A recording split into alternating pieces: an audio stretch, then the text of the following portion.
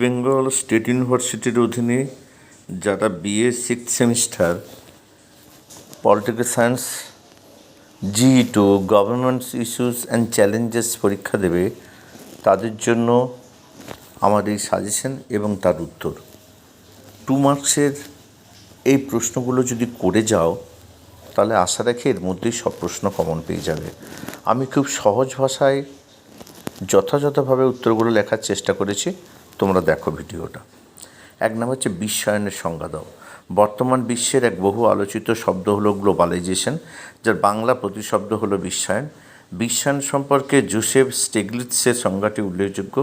তার মতে বিশ্বায়ন হলো বিশ্বের বিভিন্ন দেশ ও জনগণের মধ্যে এমন ঘনিষ্ঠ সংগতি সাধন যা পরিবহন ও যোগাযোগের ব্যয় অস্বাভাবিকভাবে হ্রাস করেছে এবং দ্রব্য সামগ্রী, পরিষেবা, পুঁজি, জ্ঞান এমনকি পৃথিবী জুড়ে মানুষদের অবাধ যাতায়াতের অধিকারের উপর আরোপিত কৃত্রিম বাধা ও নিষেধকে অতিক্রম করেছে। স্থিতিশীল উন্নয়নের সংজ্ঞা দাও।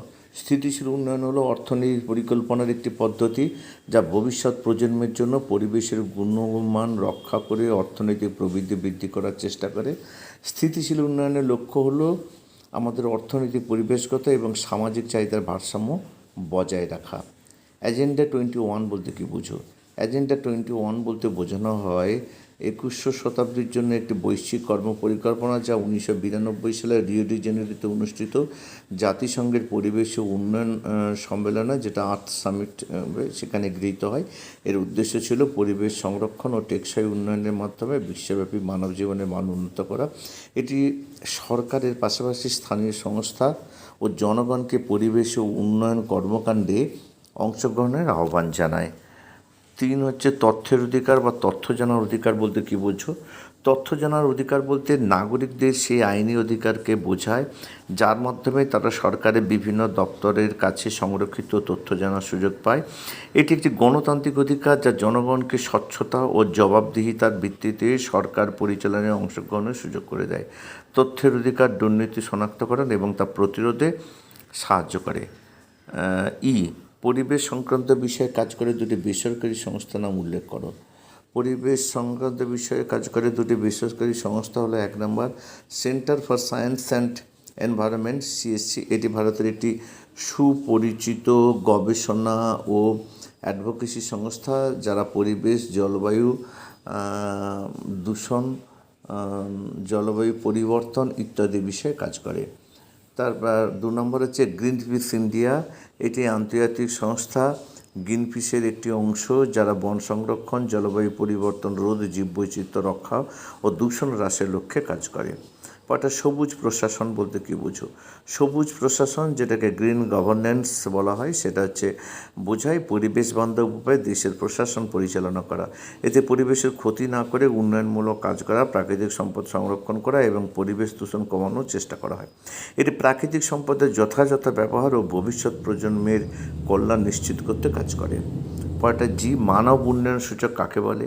মানব উন্নয়ন সূচক হলো একটা পরিসংখ্যান যা জাতিসংঘ কর্তৃক 1990 সাল থেকে বিভিন্ন দেশের সামাজিক ও অর্থনৈতিক উন্নয়নের স্তর পরিমাপ করার জন্য তৈরি এবং সংকলিত হয়েছে। এটি আগ্রহের 4টি প্রধান ক্ষেত্র নিয়ে গঠিত: স্কুলে পড়ার গড় বছর, স্কুলে পড়ার প্রত্যাশিত বছর, জন্মের সময় এবং মাথাপিছু মোট জাতীয় আয়। কর্পোরেট সামাজিক দায়বদ্ধতা কী? কর্পোরেট সামাজিক দায়বদ্ধতা বলতে বোঝায় যেসব কাজকর্ম সমাজ, মানুষ, পরিবেশকে প্রভাবিত করে। আর এই প্রতিষ্ঠান তার সেবার কর্মীর জন্য সমাজের কাছে দায়বদ্ধ থাকবে। এটা বলে যে সমাজ বা মানুষের যে কোনো ক্ষতি সম্পর্কে প্রতিষ্ঠান অবহিত থাকবে এবং নিজের ভুল সংশোধনে সচেষ্ট থাকবে। এটি শুধু সামাজিক দায়িত্ব পালনের মাধ্যমে নয়, বরং এটি কোম্পানির ইতিবাচক ব্র্যান্ড ইমেজও গড়ে তোলার মাধ্যম। পরেরটা পাবলিক সার্ভিস গ্যারান্টি আইনের তাৎপর্য কী? পাবলিক সার্ভিস গ্যারান্টি আইন জনগণের জন্য নির্ধারিত সরকারি পরিষেবা সমূহ নির্দিষ্ট সময়ের মধ্যে পাওয়ার অধিকার নিশ্চিত করে। এই আইনের মূল তাৎপর্য হলো জনসেবা, স্বচ্ছতা, জবাবদিহিতা বৃদ্ধি।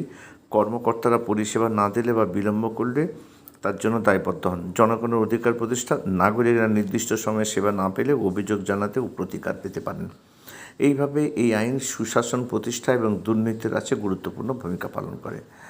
যে হচ্ছে 2টি গুরুত্বপূর্ণ আন্তর্জাতিক পরিবেশ সম্মেলনের নাম উল্লেখ করো। 1 নম্বর বসুন্ধরা সম্মেলন 1982, রামসার সম্মেলন আর স্টকহোম সম্মেলন 1972। ই গভর্নেন্স বলতে কী বুঝো? ই গভর্নেন্স বলতে সরকার বা সরকারি সংস্থা দ্বারা জনগণের শাসনের জন্য তথ্য ও যোগাযোগ প্রযুক্তির, যেমন ওয়াইড এরিয়া নেটওয়ার্ক, ইন্টারনেট এবং মোবাইল কম্পিউটার ব্যবহার বোঝায়। ভারত সরকারের দুটি ই গভর্নেন্স উদ্যোগের দৃষ্টান্ত দেওয়া। ই গভর্নেন্সের উদাহরণ হলো ডিজিটাল ইন্ডিয়া উদ্যোগ, ভারতের জাতীয় পোর্টাল এবং আধার। যদি ভিডিওটি ভালো লেগে থাকে তাহলে অবশ্যই বন্ধুদের শেয়ার করে তাদেরও জানতে সাহায্য করবে।